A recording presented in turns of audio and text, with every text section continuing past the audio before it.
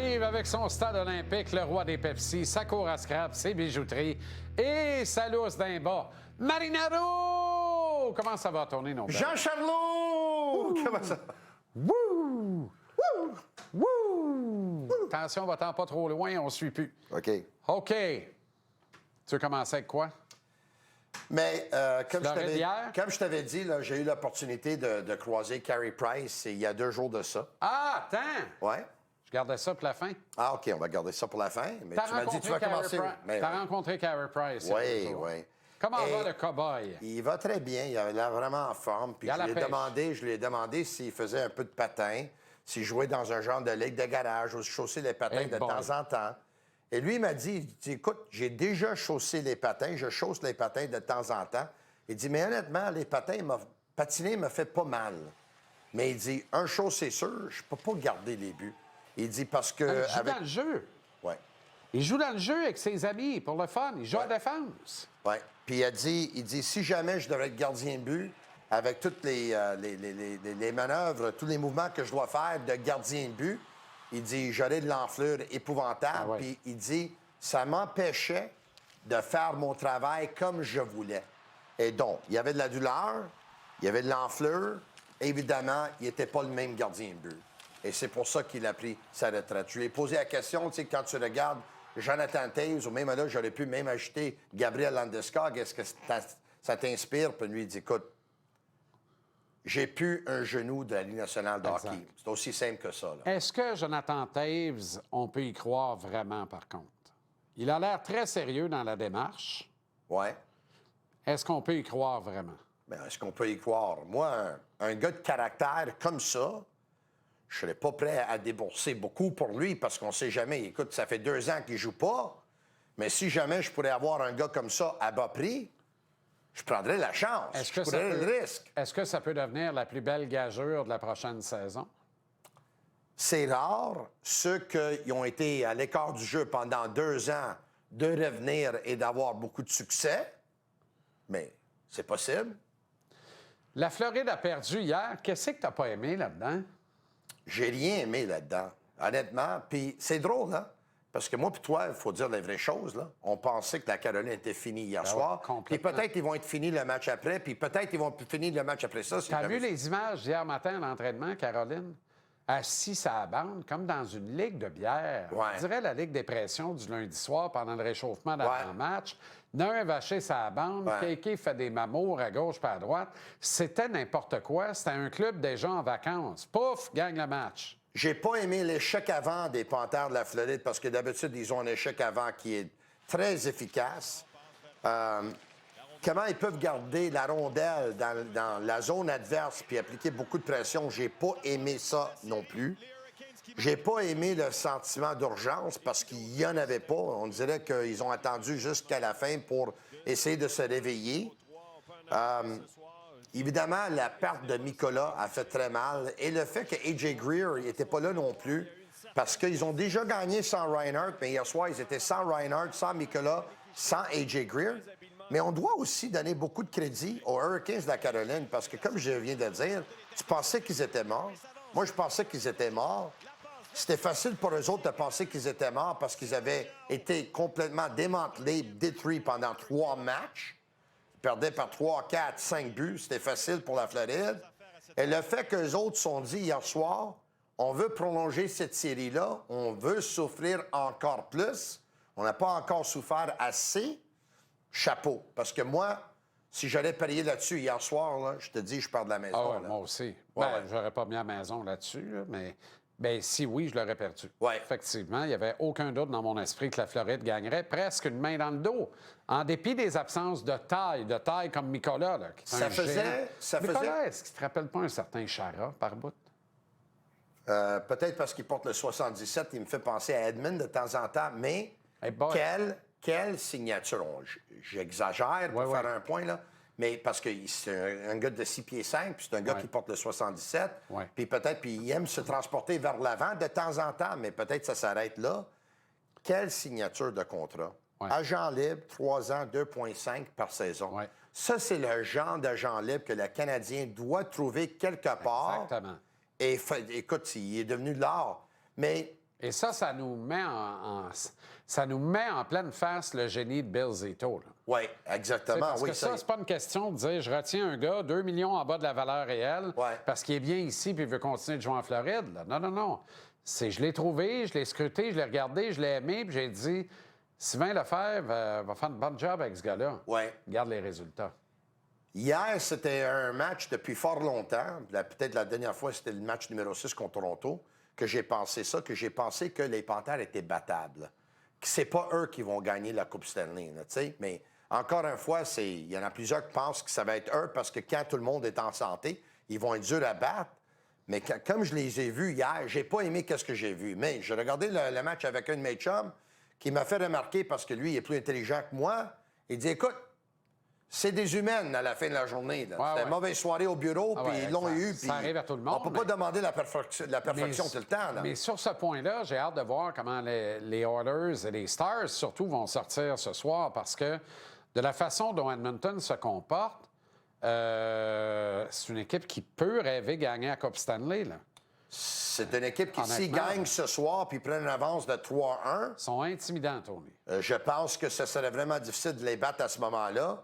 Ça va dépendre aussi de la blessure de Roope Hintz, parce que Hintz qui n'a pas joué le dernier match, puis Connor McDavid a eu son meilleur match des séries, je pense qu'il n'y a pas une coïncidence. Il n'a pas joué le dernier match, mais le lendemain, il a pratiqué à pleine vapeur. Ouais. Celle-là, là, honnêtement, là. Comment tu arrives dans une série, tu fais la pleine pratique 14 heures après avoir raté un match? Je sais que c'est pas ton préféré pour des raisons que écoute, ça te garde. Moi, ça me ferait beaucoup de peine si Connor McDavid a une carrière sans championnat. Ouais. Regarde un gars comme Marcel Dionne, on en parle encore aujourd'hui. C'est dommage, Marcel Dionne est un grand joueur, il n'a jamais gagné la Coupe Stanley. Gilbert Perreault, un grand joueur, il n'a jamais gagné la Coupe Stanley. Mais Connor a gagné la confrontation des 4 nations. Oui, d'habitude, les grands joueurs gagnent la Coupe Stanley. D'habitude, quand ça n'arrive pas, c'est dommage. Mais c'est de la gagner. Ovi l'a gagné. McKinnon l'a gagné. C'est le temps de Connor de le gagner. Tout à fait. Tout à fait. Surtout avec Léon. Connor n'a pas d'excuses. Tu regardes, Marcel pouvait toujours dire j'ai jamais vraiment eu de club. Là. Hey. Marcel n'a jamais eu à moitié de ce que Connor a. J'ai quelque chose sur Carey Price et Bob Gainey pour toi. Tu vas trouver ça intéressant. Parce que je voulais te ramener là parce que en 2005, Carey Price a bien failli jamais se retrouver à Montréal. Hein? Bob Gainey m'a fait cette confidence-là il y a 2 soirs de ça aussi, que lui, j'ai passé en entrevue après Carey Price. Et j'ai dit, parle-moi du repêchage 2005, comment ça s'est passé. Il a dit, Tony, on était supposé de repêcher 14e, 15e, mais là, il y a eu la loterie, puis on était assez chanceux d'avoir le choix numéro 5. Ouais. Il dit, nous, sur notre liste, des joueurs que c'était possible de repêcher et des joueurs que nos dépisteurs aimaient, on voulait avoir Benoît Pouliot avec le choix numéro 5. C'était le choix du Canadien. Et quand Pouliot est sorti 4e, on a regardé notre liste, puis le prochain sur la liste était Carey Price. Et là, j'ai dit à Bob Gainey, j'ai dit, as-tu pensé à un joueur du centre parce que c'est important pour gagner un Coupe cette année? Il dit, c'est drôle, tu dis ça, parce qu'après le repêchage, il dit, un partisan m'a envoyé soit une lettre ou un courriel, puis il m'a dit, on a fait une erreur, on aurait dû repêcher Andy Kopitar. Il dit, aujourd'hui, il dit, c'est pas fou, c'est pas bête. Il dit, le partisan avait peut-être raison, mais il dit, on était content avec Carey. Est-ce qu'il t'a raconté les vraies affaires? Quoi ça? Trevor Timmons voulait repêcher Andrzej Kopitar et Bob Gainey a mis son poing sur la table en disant c'est Carey Price qui est sur notre liste. On prend Carey Price. Ça, il ne me l'a pas confirmé. Lui, qu'est-ce qu'il m'a dit? Ça s'est passé de même. Toute l'histoire, là, c'est... Tout le monde voulait Benoît Pouliot. Fait que là, il n'y a pas de chicane. Si Pouliot est libre 5, Price reste sur le deck, Pouliot devient le choix du Canadien. Quel poste? Un flop épouvantable. Finit par jouer ici, mais tu sais, pas 10 de la carrière qu'on projetait dans ce gars-là. Puis là, Pouliot sort, et Carey, le prochain, c'est la liste, mais Timmons dit Andrzej Kopitar, qui est finalement sorti plus bas.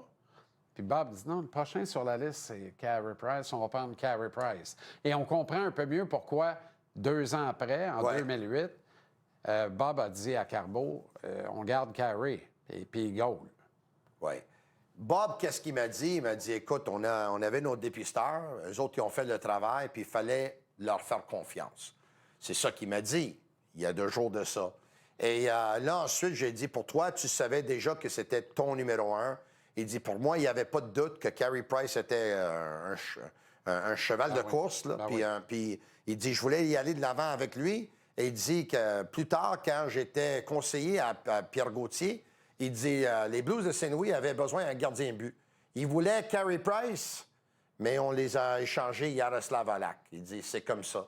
Puis j'ai dit à Carey, Carey, quand les partisans parlent de toi, ton nom revient souvent, tu sais, la discussion, on parle de retirer le chandail numéro 31. Toi, quel sentiment ça te donnerait si jamais le Canadien retire ton chandail un jour? Et lui, il m'a regardé, puis il était honnête, puis il m'a regardé dans les yeux, puis il m'a dit, à chaque fois que quelqu'un me demande de qu'est-ce que je suis le plus fier ou mon plus grand accomplissement, moi, je leur réponds d'être le gardien, d'avoir été le gardien but des Canadiens de Montréal pendant 15 ans.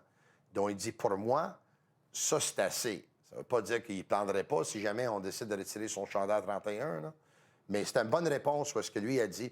Puis, pensez-y bien, hein? Parce qu'on a pris, certains, on a pris un peu la carrière de Carey Price un peu pour acquis, mais 15 ans comme gardien but, tu sais, est-ce qu'il y a d'autres joueurs dans la Ligue nationale qui avaient plus de pression que Carey Price, le gardien but des Canadiens de Montréal, puis il a été pendant 15 ans?